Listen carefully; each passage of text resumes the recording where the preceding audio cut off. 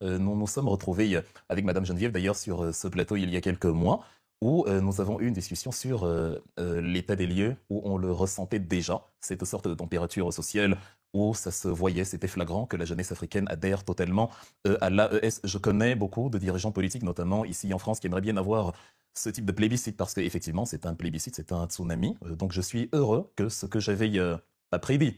Mais C'est la pitié de la politique africaine. l'observation que j'avais faite il y a quelques mois, je crois que c'était l'année dernière d'ailleurs, se matérialise par ce fameux sondage. Ce n'est pas une question de propagande, c'est une question d'observation empirique de la réalité des choses, de la même manière que nous avions annoncé, entre autres, qu'il était illusoire de s'imaginer que les États de l'AES rejoindraient à nouveau la CEDEAO. Donc évidemment, c'est ce que veulent les peuples africains. Ça peut ne pas plaire, ça peut ne pas être parfait, mais il faut arrêter de dire aux peuples qu'ils ont mal choisi, qu'ils ont mal voté. Nous étions ici en Europe de l'Ouest en 2005, en France. Il y a eu une question qu'on a posée au peuple sur le traité, la Constitution Ouais, européenne. les traités constitutionnels européens dont tu parles tous les Oui, jours, Wilfried. oui, parce que c'est un épisode qui a marqué, c'est un épisode que l'on ne peut oublier que quand on n'a pas justement un grand attrait pour la démocratie. Mais quand on y tient, on est un peu gêné de voir que quand le peuple ne fait pas ce qu'on aimerait bien qu'il fasse, on lui dit tu as mal voté, tu as mal réfléchi, tu as mal choisi. Les peuples africains ne sont pas victimes de propagande. Dans l'AES, ils sont justement en face de dirigeants politiques qui leur offrent, même de manière imparfaite, quelque chose à laquelle ils aspirent, la liberté, l'autodétermination, le souverainisme. Ce n'est pas parfait, mais il le faut. Chers amis, la vidéo ici commente un sondage qui a été fait par Jeune Afrique sur l'Alliance des États du Sahel, donc l'AES, Mali, Burkina, Niger. Selon l'enquête, 77% des personnes interrogées dans 6 pays, dont Cameroun, Bénin, Togo, Côte d'Ivoire, Guinée et Sénégal, qui jugent l'AES positive, avec des pics au Togo de 84%. Pays toutefois. Les Togolais sont les plus enthousiastes au sujet de l'AES, avec 84% des sondés ayant une opinion positive, suivis par les Camerounais, 82%, les Guinéens, 80%, et les Béninois, 78%. Les Sénégalais sont 69% à plébisciter l'AES et les Ivoiriens, 66%. Les sondés sont à 28% très satisfaits du bilan de l'AES, à 37% assez satisfaits, à 26% ni satisfaits ni insatisfaits, et seulement 6% affichent et affirment clairement leur insatisfaction. Qu'est-ce qui explique cet engouement pour l'AES dans des pays aussi divers que le Togo, le Sénégal, la Guinée ou le Cameroun? Pourquoi, dans le fond, les citoyens de pays au système politique plus stable pour certains et plus démocratique pour d'autres apprécient à ce point l'expérience du Niger, du Burkina Faso et du Mali, qui sont en but à une vraie adversité militaire qui mine la situation économique et où la liberté d'expression est loin d'être garantie? Qu'est-ce que cela dit de l'image des pouvoirs dans les pays où les sondeurs sont passés? Et est-ce que le succès des pays de l'AES hors de leurs frontières est justement lié, comme le diraient les détracteurs des pouvoirs qui s'y trouvent, aux techniques de propagande très efficaces de leurs dirigeants? Suite à ce sondage, les intervenants ici débattent des raisons de cet engouement et les aspirations à la souveraineté, rejet des rapports jugés inégaux avec l'ancienne puissance coloniale et avec certaines multinationales, perception d'un nouveau rapport de force porté par les régimes de l'AES. Ils soulignent toutefois les limites, rétrécissement de l'espace civique, atteinte aux droits humains et détention d'opposants dans les pays de l'AES. Le rôle des médias et des réseaux sociaux est discuté.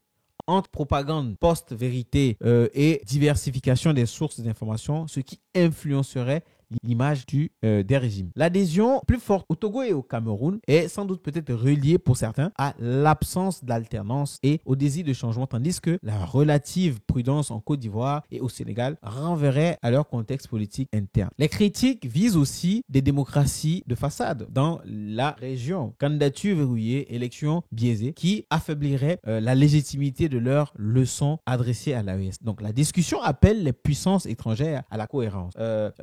Condamner les dérives tout en évitant de punir les populations par les ruptures d'aide et accompagner le développement comme partie de la solution. Pour évoquer ces questions, je suis sur ce plateau avec Sedi Kaba, journaliste, chercheur, écrivain et président du Centre international d'études et de réflexion sur le Sahel, avec Wilfried Ekanga, essayiste militant politique au sein de l'opposition camerounaise et qui porte depuis plusieurs années un regard plutôt bienveillant sur l'AES.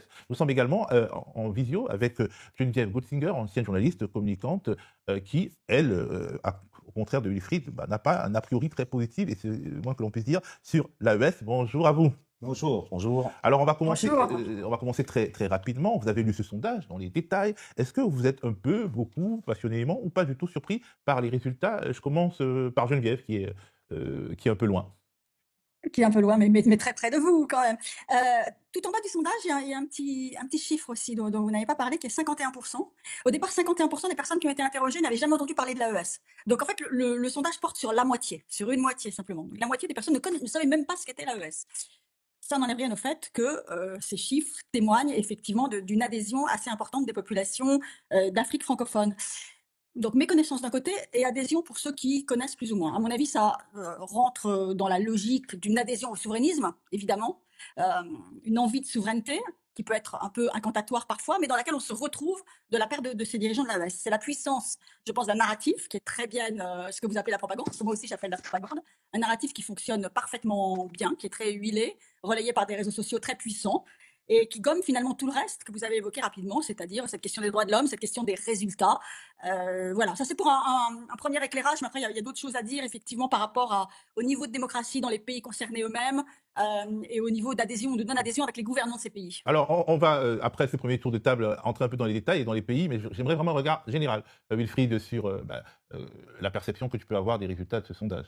Nous nous sommes retrouvés avec Madame Geneviève d'ailleurs sur ce plateau il y a quelques mois où nous avons eu une discussion sur l'état des lieux où on le ressentait déjà, cette sorte de température sociale où ça se voyait, c'était flagrant que la jeunesse africaine adhère totalement à l'AES. Je connais beaucoup de dirigeants politiques, notamment ici en France, qui aimeraient bien avoir ce type de plébiscite parce qu'effectivement c'est un plébiscite, c'est un tsunami. Donc je suis heureux que ce que j'avais pas prédit. Mais l'observation C'est la pitié de la politique africaine. L'observation que j'avais faite il y a quelques mois, je crois que c'était l'année dernière d'ailleurs, se matérialise par ce fameux sondage. Ce n'est pas une question de propagande, c'est une question d'observation empirique de la réalité des choses, de la même manière que nous avions annoncé, entre autres, qu'il était illusoire de s'imaginer que les États de l'AES rejoindraient à nouveau la CEDEAO. Donc évidemment, c'est ce que veulent les peuples africains. Ça peut ne pas plaire, ça peut ne pas être parfait, mais il faut arrêter de dire aux peuples qu'ils ont mal choisi, qu'ils ont mal voté. Nous étions ici en Europe de l'Ouest en 2005, en France. Il y a eu une question qu'on a posée au peuple sur le traité, la Constitution européenne. Le traité constitutionnel européen dont tu parles tous les jours, Wilfried. Oui, parce que c'est un épisode qui a marqué, c'est un épisode que l'on ne peut oublier que quand on n'a pas justement un grand attrait pour la démocratie. Mais quand on y tient, on est un peu gêné de voir que quand le peuple ne fait pas ce qu'on aimerait bien qu'il fasse, on lui dit... tu as mal voté, tu as mal réfléchi, tu as mal choisi. Les peuples africains ne sont pas victimes de propagande. Dans l'AES, ils sont justement en face de dirigeants politiques qui leur offrent, même de manière imparfaite, quelque chose à laquelle ils aspirent, la liberté, l'autodétermination, le souverainisme. Ce n'est pas parfait. Oui, on va dessus de la fondation Friedrich Ebert. Dans les pays de l'AES, eux-mêmes arrivent à ce même niveau de popularité. Et c'est aussi ça qui est un peu, qui explique finalement très peu l'attitude plutôt autoritaire de ces pouvoirs qui sont soutenus à l'intérieur de leurs frontières et à l'extérieur de leurs frontières. Cédric, ton regard général sur ces pays-là, sur ces sondages-là? Non, je crois qu'à côté de ce qu'on peut appeler la propagande, il y a des éléments de l'agenda des pouvoirs actuels de l'AES qui séduit une grande partie de leur population et bien au-delà. Le fait qu'ils aient inscrit, par exemple, la question du changement de rapport de force, le nouveau paradigme qu'ils essaient de construire avec l'Occident, parce que la relation jusqu'ici avec l'ancienne puissance coloniale a été une relation verticale. Et ces pouvoirs-là, aujourd'hui, ont changé de paradigme. L'éviction de la France de tous ces pays, l'éviction des États-Unis, la création du nouveau rapport de force, tout ça constitue des éléments très séducteurs. Le fait que ce pouvoir ait aujourd'hui décidé de construire, nous en avions parlé ici même, un nouveau rapport de force avec les multinationales, ce n'était jamais arrivé. Et le fait qu'ils aient construit, ils aient eu ce courage-là, séduit une bonne partie de leur population. Et ça, ce sont des éléments des populations autour. Parce que les populations des pays autour disent que nous aussi, on aimerait avoir ce type de relations avec l'ancienne puissance coloniale. On aimerait avoir ce type de relations avec les multinationales qui dictent leurs droits dans nos pays. Donc, tous ces éléments objectifs ont construit à amener ce résultat. Vous avez parlé, par exemple, dans le cas du Mali, Malimétrie a fait un sondage où on montre que pour les Maliens, le pouvoir militaire a été le seul capable de créer une lutte efficace contre la corruption. Parce que ceux qui étaient des barons de l'ancien système ont été jugés. Le procès de l'avion présidentiel que Ibeka avait acheté n'a été jugé que pendant le régime. Donc il y a des éléments objectifs qui sont convoqués, qui expliquent en partie cette solidarité. Au point où, pour moi, les gens privilégient ces aspects-là par rapport même à la question du rétrécissement de l'espace civique. On peut, a priori, vu de l'extérieur, considérer que, puisqu'il y a un rétrécissement de l'espace public, ces régimes vont être rejetés. Mais les populations considèrent que la priorité, au-delà même de l'espace civique qui est rétréci, c'est le rapport de force avec l'Occident, c'est aussi le rapport de force avec les multinationales. Tant que cela change, nous, on est d'accord pour que ça continue.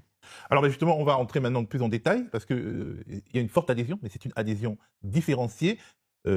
Voisins plutôt OK, les voisins comme le Togo et le Bénin sont plutôt OK, le Cameroun est plutôt OK, et les pays qui sont un peu en retrait, c'est le Sénégal et la Côte d'Ivoire. Comment on peut l'expliquer? Je commence par Geneviève. Alors, le rétrécissement de l'espace civique dont parlait Cédric, on s'aperçoit qu'effectivement, les pays dans lesquels l'adhésion est la plus forte, c'est aussi des pays dans lesquels l'espace civique est le plus réduit. le Togo, où il n'y a absolument aucune liberté de parole, le Cameroun, qu'est-ce qu'il est aussi.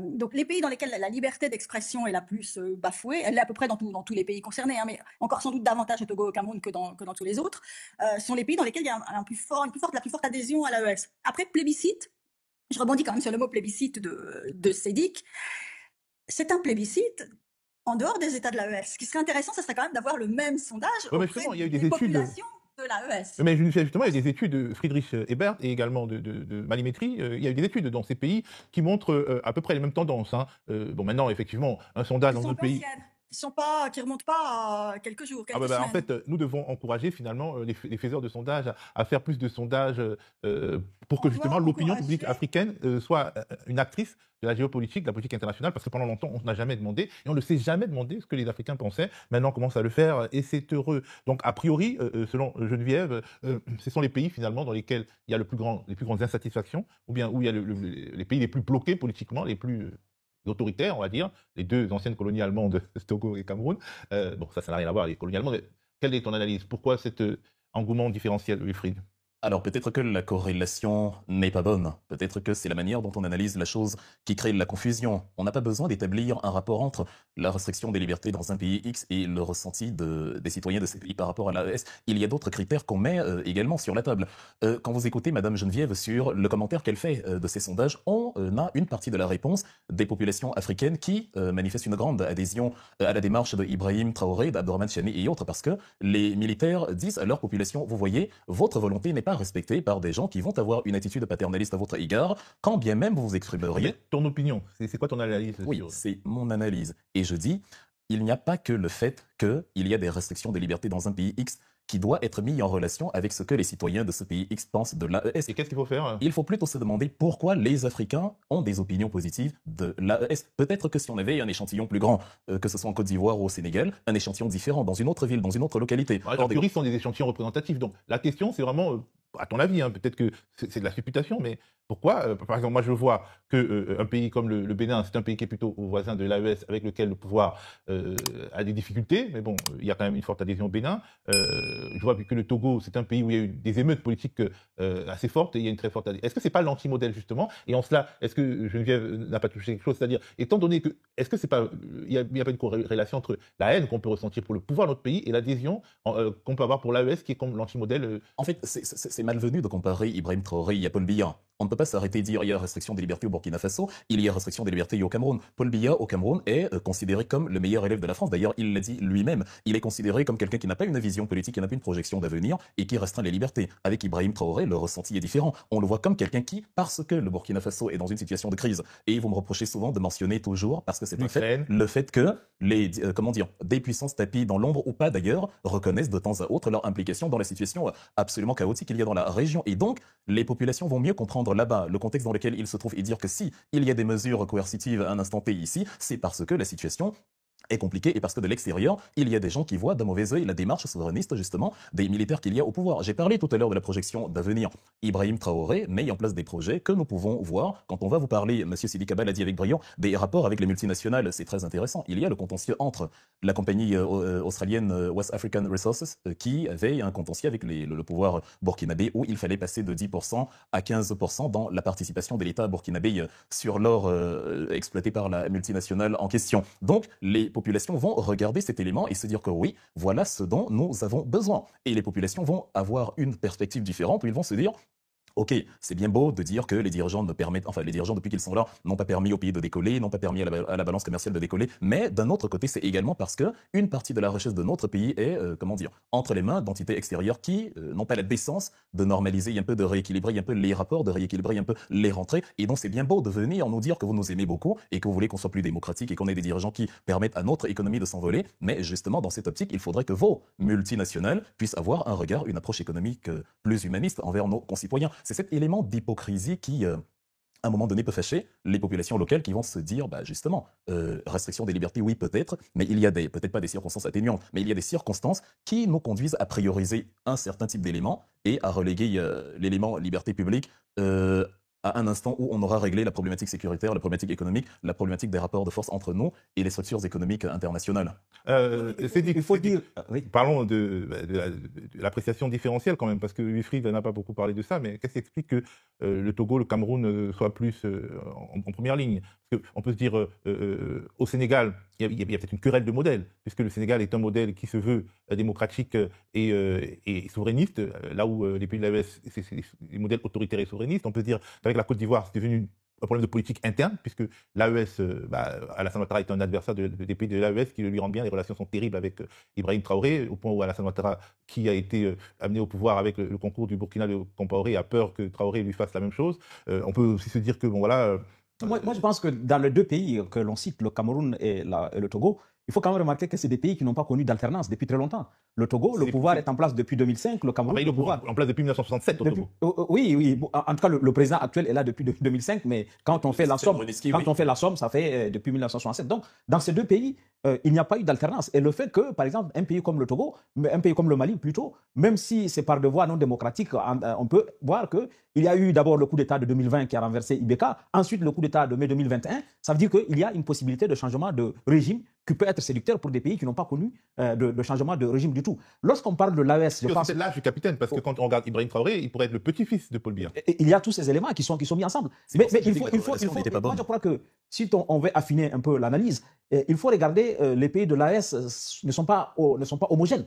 Il peut y avoir des différences et c'est la somme des trois pays qui peut à la fin finalement séduire. Dans le cas du Burkina Faso, il y a une séduction qui est exercée par le président Ibrahim Traoré lui-même. On l'a dit ou pas, sa posture. Il joue de la référence à Sankara. De la référence à Sankara, le discours qu'il tient. Et dans les autres pays, lorsqu'on prend le cas du Niger, on voit l'affirmation de la seconde souveraineté du Niger quasiment par rapport à la France. Vous savez que depuis longtemps, les populations du Niger étaient en attente des nouveaux rapports de force avec Orano, avec l'ex-Areva. C'est la première fois. Depuis l'indépendance, depuis que le Niger, la société de mines de l'Aïr, qui est la plus vieille, a été créée en 68. Et depuis lors, les Nigériens étaient en attente de quelque chose par rapport au rapport de force, et c'est les militaires qui ont créé. Donc, si vous mettez tout ça ensemble, ça peut expliquer la séduction qui s'exerce autour, à la fois dans les pays de l'AES et dans les autres pays. Alors justement, les gens qui jugent l'AES de ces pays ne vivent pas dans les pays de l'AES, donc c'est par la médiation médiatique qu'ils apprennent ce qui s'y passe. Donc il y a une concurrence désormais dans le récit. Pendant de nombreuses années, c'était le récit dominant des RFI, France 24 et des grands médias internationaux qui tenaient lieu de récits partagés. Dans tous ces pays, aujourd'hui, il y a la concurrence des médias alternatifs, il y a aussi la concurrence des réseaux sociaux. Et selon François Soudan, par exemple, de Jeune Afrique, le directeur de la rédaction qui a fait ce sondage, il considère qu'il s'agit là du triomphe de ce qu'on appelle la post-vérité ou la réalité alternative. Bref, de tous ces contenus pas tout à fait vrais qui tentent d'enjoliver la situation dans ces pays, les dirigeants de ces pays. Par exemple, dans les pays anglophones d'Afrique, il y a des influenceurs qui ont par exemple fait croire que tous les étudiants burkinabés étaient payés à la fin du mois. Bon, ça c'est un fait, on ne peut pas le nier, Geneviève. Il y a des tas de choses comme ça. L'image sur la France aussi, par exemple, qui est relayée par la radio-télévision du Niger, mais c'est dit que pourra vous en parler mieux que moi, est quelque chose d'extraordinaire. C'est un pays qui est décrit comme à feu et à sang, que quand il y a des incendies, je ne sais où, c'est présenté comme une punition divine contre... Bon, donc effectivement, on est totalement dans de la réalité alternative, c'est un fait. Après, pour revenir à la question antérieure, vous savez, on semblait minorer un petit peu le score en Côte d'Ivoire ou au Sénégal, mais moi je considère quand même que 2 Ivoiriens sur 3 trouvent que la création de l'AES est une bonne initiative et quelque chose qui devrait quand même interpeller Alassane Ouattara. Justement, c'est peut-être ça les réactions en miroir. Peut-être qu'au fond, étant donné qu'en Côte d'Ivoire, l'AES c'est une politique, enfin plus que dans tout autre pays, c'est une question de politique intérieure, est-ce que finalement, c'est pas le rejet d'Alassane Ouattara qui pousse les gens à bien évaluer l'AES et le soutien à Alassane Ouattara qui pousse les gens à être plus en retrait? Geneviève? Alors moi, je ne vous vois plus, donc je me reconnecte. Non, mais on t'entend, Geneviève. On va passer à Wilfried. Je voulais qu'on parle justement de cette histoire de réalité alternative. De facto, si tu es honnête, tu admets qu'il y a... Alors, on ne dit pas que ce sont des choses qui sont suscitées par les dirigeants de ces pays, mais il y a beaucoup de légendes urbaines qui circulent sur les réseaux sociaux, sur les pays de l'AES, des projections fantasmées. Par exemple, je donne l'exemple des influenceurs qui disaient que les étudiants burkinabés, ils avaient un salaire mensuel. Alors, bon, Il y a aussi tous ces trucs par IA qui montrent des chanteurs célèbres américains qui chantent la gloire d'Ibrahim Traoré. oui, oui, après, c'est ce que les citoyens d'un pays, mus par un enthousiasme exacerbé, vont faire de temps en temps dans leur temps libre. Ce n'est pas la politique de Ibrahim Traoré. La politique de Ibrahim Traoré n'est pas je vais créer de l'intelligence artificielle pour mon auto-glorification. C'est un peu plus sérieux que cela. Monsieur Jean-Emmanuel Ouedraogo, le Premier ministre, par exemple, sur l'affaire des rapports entre les multinationales et le gouvernement, a dit que l'objectif, c'est, dans un moyen et long terme, que le Burkina Faso puisse non seulement transformer son or sur place, mais de manière globale profiter davantage des rapports économiques, de l'actionnariat, de la co-construction économique stratégique minière entre l'État burkinabé et les entreprises extérieures. C'est ce type de vision qu'a le Burkina Faso. Le Mali n'est pas très éloigné. On se souvient, il y a eu un bras de fer d'ailleurs qui est plus ou moins encore en cours parce que les mines qui étaient possédées par Barrick de l'entreprise canadienne ont été placées sous administration provisoire de l'État malien parce qu'on réclamait à l'entreprise Barrick énormément d'arriérés d'impôts. Et donc, il s'agit pour ces administrations qui sont elles aussi victimes de propagande parce que si on entre dans ce terrain, et c'est d'ailleurs la raison pour laquelle j'évite souvent cette démarche parce que on fait comme si ce qu'on critique ou qu'on fustige dans l'AES n'existe pas ailleurs. La terminologie, les juntes militaires, pourquoi ne parle-t-on d'administration Assimi, d'administration Traoré Parce que ce sont des pouvoirs militaires. Junte, ça veut juste dire pouvoir militaire. L'Ukraine étant aujourd'hui un pouvoir militaire et donc une junte. Mais évidemment, on va trouver une explication. Avec peut-être un président qui avait été élu, même si son mandat ne court plus. Et c'est donc, vous êtes en train de matérialiser la raison qui pousse les Africains à une telle hostilité envers la démarche extérieure hostile à leur vision. Parce qu'ils se rendent compte qu'il y a des explications, des circonstances. À l'époque, on disait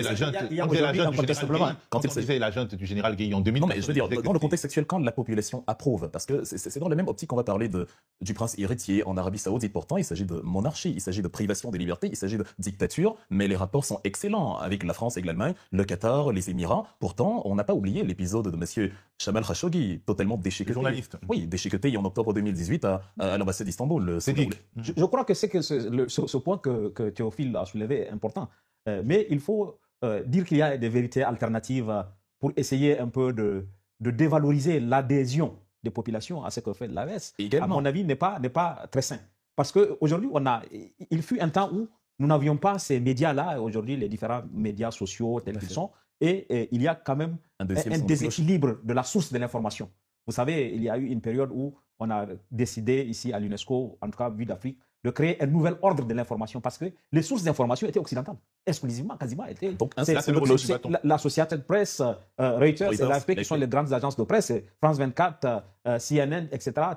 Aujourd'hui, il y a, à mon avis, une démarche d'équilibre avec l'émergence de ces nouvelles informations, dont je ne sous-estime pas les dérives. Mais le fait que les citoyens de l'AES aient cette diversité d'informations, cette diversité de sources d'informations, est aussi, à mon avis, quelque chose qui permet d'aller vers une adhésion. C'est possible, mais pour moi, en tout cas personnellement, la part de fake news, ou comment on dit, est très marginale par rapport à... Moi, je pense que les gens adhèrent à ce que IB font, c'est pas fondamentalement à cause de la propagande. C'est aussi parce que c'est aussi des postures. Écoutez, moi, je ne suis pas un partisan de IB, mais le fait qu'il ait inauguré des usines qui ne sont pas un mensonge, des usines de tomates, ou qu'il ait inauguré des choses qui étaient attendues par la population et qui viennent se faire maintenant en gestation. À mon avis, tout ça fait que, au-delà de la propagande que l'on met en avant un peu partout, un peu en Occident aussi, puisque l'Occident aussi n'est pas neutre dans ce combat-là de la désinformation, lui aussi, l'Occident aussi fournit ses armes. Il y a aujourd'hui des milliards de lots qui sont mobilisés en Occident, et le Quai d'Orsay a fait le mardi dernier un forum ici pour expliquer comment il va lui aussi s'opposer à la désinformation et peut-être même faire de la désinformation. Donc il y a des stratégies. Maintenant, l'enjeu, c'est éduquer les gens aux médias pour qu'ils puissent distinguer une vraie information d'une fausse information. Ça, c'est un enjeu mondial et c'est un enjeu de tout le monde. Alors que des élections biaisées vont se dérouler en Côte d'Ivoire, au Cameroun, elles seront biaisées puisque le même logiciel agite les pouvoirs de Biya et de Ouattara avec des opposants qui ont été sélectionnés et d'autres qui ont été désélectionnés. Et qu'au Bénin, le système des parrainages permet de savoir le faible nombre de personnes qui peuvent se présenter. On imagine que dans beaucoup de palais africains, certains liront ce sondage avec inquiétude, alors que d'une certaine manière, ce sont eux qui vident le mot démocratie de sa substance, Geneviève. Oui, je suis complètement d'accord avec ça. Parce qu'effectivement, on ne peut pas critiquer l'AES pour ses dérives antidémocratiques. Enfin, on peut le faire. Et évidemment, il faut le faire, parce que les droits de l'homme sont en danger, parce que ce qui se passe aujourd'hui même au Niger avec cette cabale sur Ibrahim Yacouba est quelque chose de monstrueux, parce qu'un ancien Premier ministre au Mali puisse être emprisonné depuis 1 mois et demi pour un tweet, c'est monstrueux. Moussa Mara, absolument. qu'un président de la République puisse être séquestré depuis plus de 2 ans au Niger, c'est quelque chose d'absolument monstrueux, que des activistes, que quelqu'un comme Moussa Tchangari puisse être emprisonné au Niger, c'est monstrueux, donc tout ça c'est horrible. Mais en même temps, si les États soi-disant démocratiques, et qui en fait ne le sont pas, ne puissent pas paraître comme de vrais contre-modèles, mais en revanche comme des modèles qui dévoilent eux-mêmes la démocratie, finalement ils n'ont pas de leçons à donner. Et ils fragilisent la démocratie et le combat pour la démocratie et les droits de l'homme. Mais justement, C'est je pour ça que moi te j'en coupe veux un peu. beaucoup à quelqu'un Oui, oui, je comme te coupe. Alassane Ouattara, qui prétend que son pays est une démocratie et qui empêche aujourd'hui les candidats, enfin dans son pays, les présidents des 3 partis politiques d'opposition représentés à l'Assemblée nationale ne sont pas candidats à l'élection présidentielle. Qu'il s'agisse du PDC-RDA, première force d'opposition, du PPACI, seconde force d'opposition, du Front populaire ivoirien, qui a également des députés, ces 3 partis politiques d'opposition n'auront pas de candidat à l'élection présidentielle. Donc cherchez l'erreur quand même, cherchez l'erreur. Au Cameroun, c'est pareil avec Maurice Kamto, qui ne sera pas candidat. Au Bénin, le système est assez complexe à comprendre, mais en réalité, on peut être sûr, quelques années avant de savoir qui pourra se présenter, en tout cas, quels partis pourront présenter des candidats. Est-ce que, finalement, là-dessus, il n'y a pas un consensus qui a été difficile à trouver entre Wilfried et Geneviève? Si, justement. Et il faut d'ailleurs étendre le consensus. Les populations de l'AES ou les dirigeants de l'AES décrivent cette situation absolument paradoxale où les donneurs de leçons ne brillent pas par leur vertu démocratique. Même s'il a été présenté ici que la Côte d'Ivoire était un pays avec des libertés relativement plus étendues ou moins restreintes qu'au Burkina Faso, chez beaucoup d'Ivoiriens et chez beaucoup d'observateurs africains, on préfère une structure militaire qui s'assume qu'une fausse démocratie, mais qui porte en fait en elle les arcanes d'une dictature C'est militaire. en Côte d'Ivoire que Alino Faso, un influenceur, été, un entrepreneur, a été. Voilà. Bref, sa vie s'est terminée d'une école de gendarmerie. Exactement, c'est ça que j'appelle une structure qui porte les arcanes d'une dictature militaire. Outre cela, et c'est la première fois que je vais être d'accord avec Madame Geneviève, parce que effectivement, Alassane Ouattara, outre le fait qu'il a mis de côté ses opposants politiques, en ayant son mandat de trop, d'après ses opposants politiques et d'après une grande partie de la population ivoirienne, il va quand même se présenter comme un démocrate parce qu'il porte un costume et une cravate, il va s'opposer au régime militaire qui porte des treillis. Mais Ibrahim Traoré aurait pu tout aussi bien procéder comme Oligui Nguema au Gabon et porter du jour au lendemain un costume en disant j'ai organisé des élections, je ne suis plus militaire, maintenant je suis à la tête du pays. Donc au-delà du treillis, il faut voir les projets de gouvernance, les visions justement de ces différents dirigeants politiques, d'autant plus que l'idée de dire que ces gens n'ont pas permis au pays d'atteindre un essor économique, on n'a pas l'impression que les autres pays, ou les démocraties, même le Sénégal, sont dans un essor économique louable. Je veux dire, l'une des principales nationalités qu'on retrouve dans les pirogues de la Méditerranée, c'est le Sénégal. Le Sénégal, malgré une hausse relative de ses exportations l'année dernière, c'est quand même 3250 milliards de francs CFA de déficit commercial. Le Togo... Ça, c'est plutôt à mettre oui, des régimes précédents. Oui, mais le régime précédent se présentait également comme une démocratie. Il trouvait grâce aux yeux de la France. Et d'ailleurs, en parlant de démocratie, on ne reviendra pas sur la manière dont ce régime a dû partir. On connaît l'épisode sanglant qui a émaillé la transition de Macky Sall à Bassirou Diomaye Faye, qui d'ailleurs aurait dû être Ousmane Sonko. Donc, il y a énormément de relativisme à apporter à ces éléments. Et pendant que du côté occidental, on a une vision manichéenne, on a une vision en noir et blanc, on a une vision sans aucune nuance de la chose, en Afrique, il y a une lucidité qui vient avec précisément la multiplication des sources d'informations dont parlait Sidi Kaba. On a des Africains qui regardent la chose avec beaucoup plus de circonspection. Ah, les Camerounais et les grands mots. D'autant plus pour finir que sur le principe de l'état de droit, et là on va prendre un exemple qui fait trembler beaucoup de personnes en Occident, sur le principe de l'état de droit, on n'a pas non plus l'impression que non seulement les puissances donneuses de leçons, ou encore les structures internationales chargées de faire régner la démocratie, les droits, la vertu, on n'a pas toujours l'impression qu'elles remplissent leur rôle. Vous n'allez pas expliquer à Ibrahim Traoré qu'il est un dictateur si vous recevez Benyamin Netanyahou sur un tapis rouge avec ce qui se passe dans la bande de Gaza. À un moment donné, on va vous dire, mais comment pouvez-vous vous acharner sur la démangeaison quand l'abcès est carrément caressé dans le sens du poil? Donc il y a énormément d'autocritique à faire pour être crédible auprès de ce... justement, en fait, tu as répondu à la question que je voulais poser, que je vais poser à Geneviève parce qu'elle doit partir, et puis le mot de la fin sera pour Cédric sur ce sujet. Geneviève, est-ce que finalement, les grandes puissances mondiales ne vont pas prendre acte de ce sondage pour orienter leur politique? Pas de ce sondage uniquement, mais de toutes ces données qui tendent à montrer que malgré tout, quand même, si il y a des problèmes dans ces pays, il y a également une forte adhésion. Encore une fois, je ne sais pas s'il y a une adhésion dans ce pays. En tout cas, moi, dans ces pays, moi, je ne me risquerais pas à dire ça sur ce continent. Ce sondage, oui. Alors, qu'il y ait sur ce continent, une vraie soif de souveraineté, de relations différentes avec l'Occident, c'est une évidence. Moi, j'ai le sentiment que la France, en tout cas, puisqu'il s'agit d'elle, beaucoup d'elle, en a pris conscience et ne sait pas forcément trop comment le gérer. Elle en est encore à un stade d'adaptation. Mais par exemple, pour ce qui concerne la Côte d'Ivoire, pour y revenir une dernière fois, où j'entends un peu tout et son contraire. Moi, j'ai des amis qui me disent, mais pourquoi est-ce que le président Macron, finalement, semble complaisant envers Ouattara? Je ne pense pas qu'il soit complaisant. Je pense qu'aujourd'hui, le rapport de force n'est pas dans ce sens-là. Qu'aujourd'hui, ce sont les présidents africains qui imposent, en fait, leurs règles du jeu à la France. Et qu'Emmanuel Macron n'a pas trop le choix. Alassane Ouattara, il a dit j'y vais, et il a dû juste dire, oh, bah, ok, de toute façon, tu es souverain, c'est ton pays, voilà. Maintenant, il y a une prise de risque majeure de la part du président ivoirien à faire ce qu'il fait. Et c'est vrai que si demain, ça tournait mal, je pense qu'il n'aurait plus la France pour le soutenir. Alors, c'est dit qu'il sera le mot de la fin sur ce sujet. Est-ce que les grandes puissances mondiales doivent réviser leur logiciel face à ce genre d'indice? Je le pense très sincèrement et je vais articuler 2 points. Le premier, c'est ce que Wilfried a souligné et que vous avez évoqué. C'est-à-dire que si on veut faire la leçon au pouvoir militaire de l'AES, il faut d'abord soi-même être exemplaire. On ne peut pas dire à ces régimes-là, vous n'organisez pas des élections si on organise des élections qui sont en réalité une fiction démocratique, voilà, qui ne servent presque à rien du tout. On sait le jeu, on a fait, etc., à dépenser de l'argent. Le deuxième point, c'est que la communauté internationale ne peut pas, il faut qu'elle soit cohérente. Tant qu'elle sera incohérente, son discours ne sera pas attendu. Vous ne pouvez pas dire voilà, qu'on peut violer les droits de l'homme à Gaza, on peut faire ce qu'on veut, etc. Et puis demain vouloir donner des leçons. Si vous n'êtes pas cohérent dans les postures que vous avez en tant que communauté internationale, ça n'avancera pas. C'est pour cette raison que, à mon avis, au-delà des principes généraux, il faut regarder quel accompagnement on peut apporter au pays de l'AES. Il faut prendre garde à ne pas punir les populations. Le fait de suspendre toute coopération, toute aide, etc., ça peut être contre-productif parce qu'au Sahel, on a établi que le développement fait partie de la solution à la crise. Si on n'accompagne pas le développement au Sahel, on n'accompagne pas la solution à la crise. Et je suis sûr que l'Occident doit réfléchir par 2 fois avant de vouloir punir les populations et non punir les régimes en place. On peut dire en conclusion que la vidéo met en scène un débat nuancé entre soutien populaire à l'AES au nom de la souveraineté et inquiétude sur les libertés publiques sur fond de recomposition des récits médiatiques et des rapports avec l'Occident. Chers amis, débattons en commentaire. Dites-moi ce que vous pensez. On mène le débat, on continue le débat en commentaire. Dites-moi ce que vous pensez, vous, de l'AES. Je vais vous lire. On se dit très bientôt et n'oubliez pas de vous abonner et activer la cloche de notification pour ne rater aucune de mes prochaines vidéos.